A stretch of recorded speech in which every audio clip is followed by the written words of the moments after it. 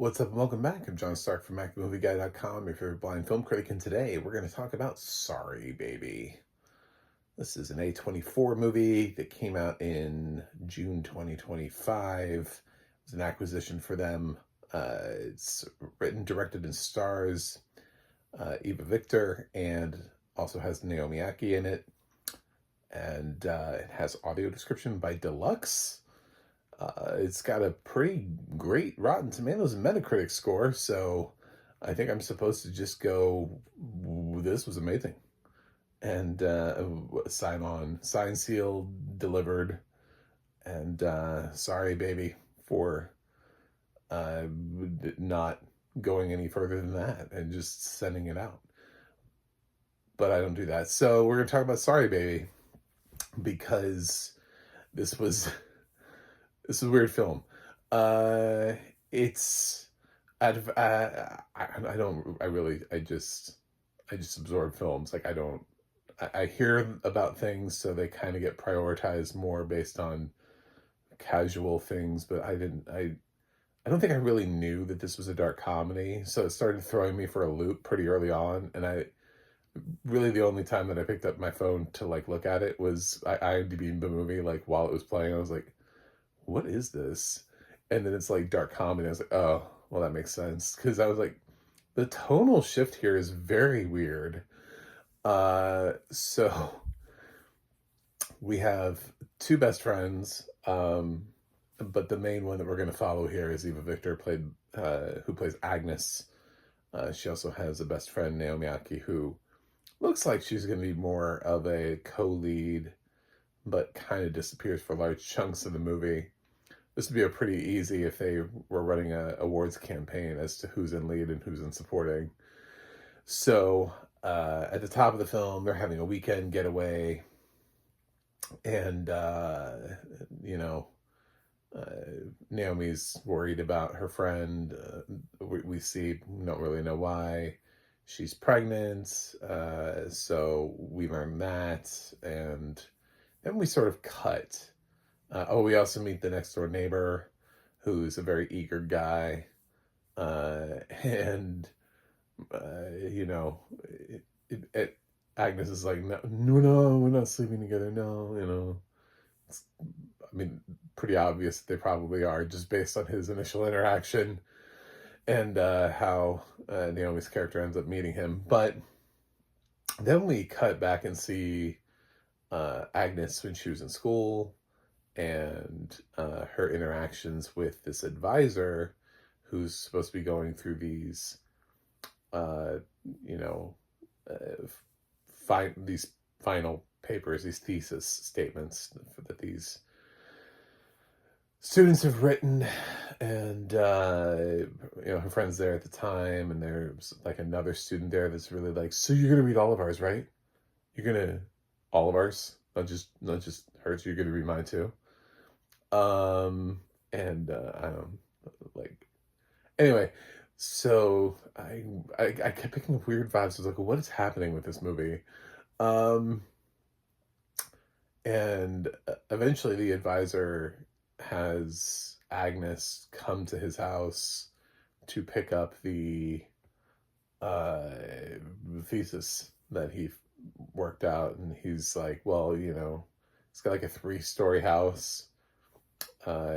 He's got like a wife and kid, and they're just out for the day or whatever. They're not home. So he's home alone, which immediately gave me vibes of, okay, so I know where we're going with this and what kind of movie this might be. And, but then it cuts from it. So you're never shown anything. It's just kind of like she goes in the house, door closes. We cut to later, door opens. She kind of puts on her boots and walks away, and she's a little kind of catatonic, I guess you could say, in some regards. And he kind of like watches her like walk away. And then we get back to her talking to her friend about how she was just raped by her advisor, and what that experience was like. And of course her friend Naomi is obviously there. I forgot what her friend's name was. Is there for her, and tries to help her as much as she can with everything. They go and they see a doctor, and this is where the film started shifting for me, and where Agnes starts getting, she starts supplementing her um her emotional baggage with deep sarcasm. She uses humor to deflect a lot of her thoughts and what she's feeling. And the doctor that comes in the room to perform an exam on her gets a lot of like sarcastic feedback from her, as to, like he says something to her like, did you, have you bathed did you clean? And she's like, yeah, I took a bath. And he's like, well, normally we try not to do this. That way we can preserve the DNA for the rape kit. You want to make sure you get that. And she's like, oh, okay, well, I'll remember that for next time. I mean, okay. But there's sort of that, and it gets kind of, there are even more, it gets kind of really like dark comedy, like dark humor. Like I get what she's doing, and I get why Eva Victor made this movie the way that it did. I know, like, you're a dude. What? Where are you coming? I get it. I get it. It's just, it's a bumpy ride getting there. Is it clever? Sure. Is it original? Absolutely.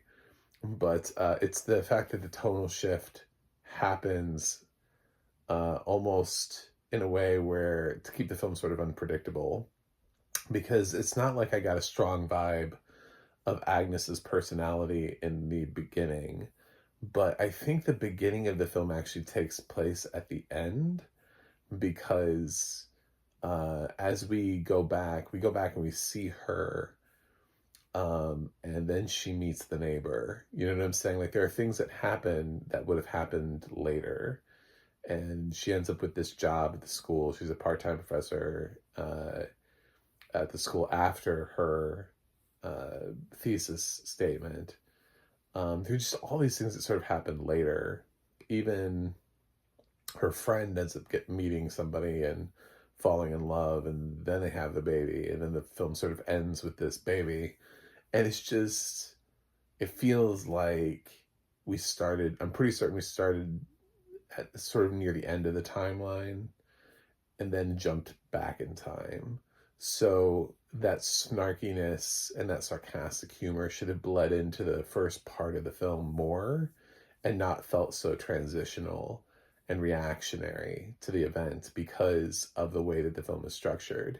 That would be my feedback to what I'm going for, and what threw me is not that it exists, or not that's how she chooses to approach this film, is by writing this character a certain way. It's that I think she dials it back in the opening sequence a lot, and then really just kind of you know pulls out all the stops, like, once the actual event has happened. Agnes just doesn't read the same way until after the event has occurred, except the timeline doesn't quite line up that way. So and maybe that's just me, but I didn't, at the beginning of the film, I just thought it was two friends hanging out and chilling, and I didn't pick up a lot of weird excess vibes from Agnes that were darkly sarcastic, and the conversations that these two women were having just felt like conversations women would have in 2025. And I say women lightly. There's a scene where Eva's Agnes does jury duty, and she has to fill out a questionnaire, and there's a space for gender, but it's just like male or female.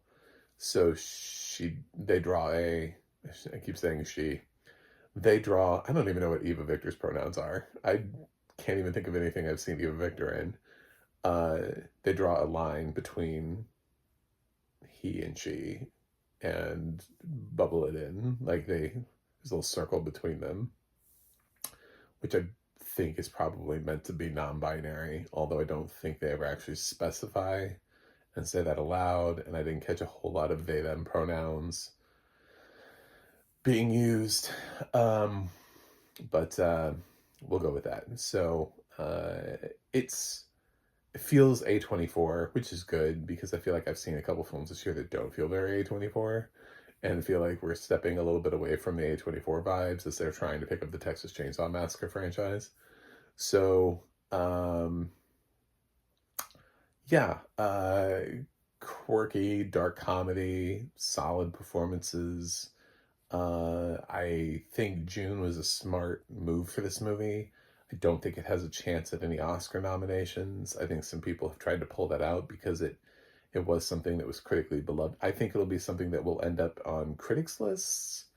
I think it'll be something that you'll see maybe in a couple Critics Circle Awards, maybe something like Independent Spirit Awards, Gotham's.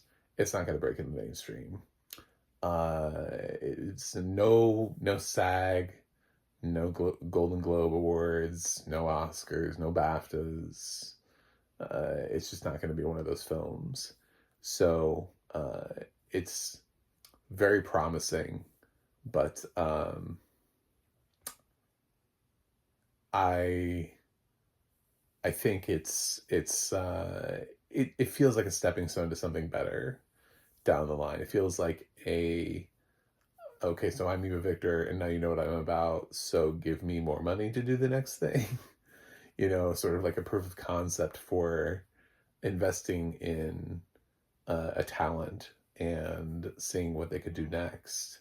Because that's always sort of the interesting route. Every once in a while you get a talent who, like we're finding out right now with Big Bold Beautiful Journey, which I haven't seen, but everyone else has, and no one seems to like that film. Well, that director was on the upward climb, going from Columbus to After Yang, and then suddenly was given a lot of money and flopped. So,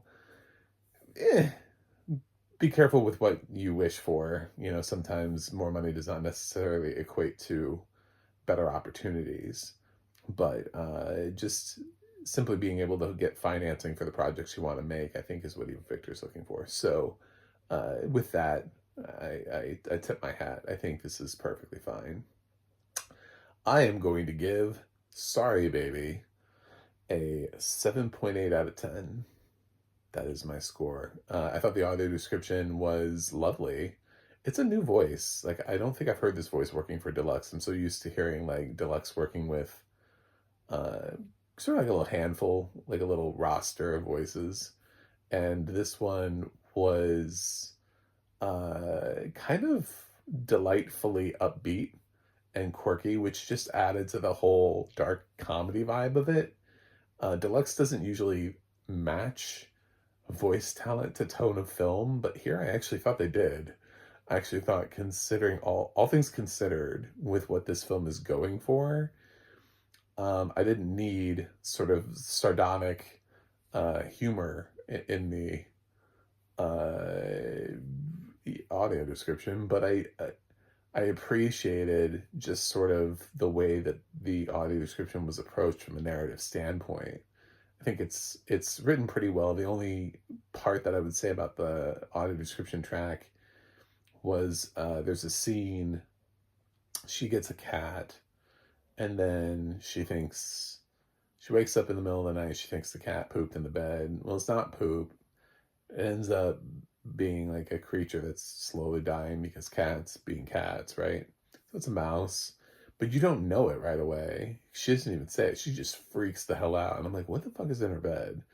And I was like, is a cat dying? Like, what's happening here?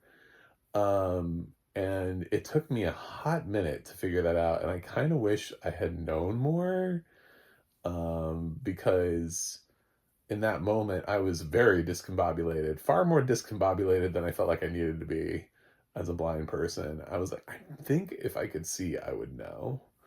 And that's what sucks, is when you're like, if I had sight, I would not be as, I'm positive I would not be so discombobulated by the scenes. So uh, that's my only like negative on the audio description track. Otherwise, I love the narrator choice. So yeah, you're not going to get it if you're somebody who gets.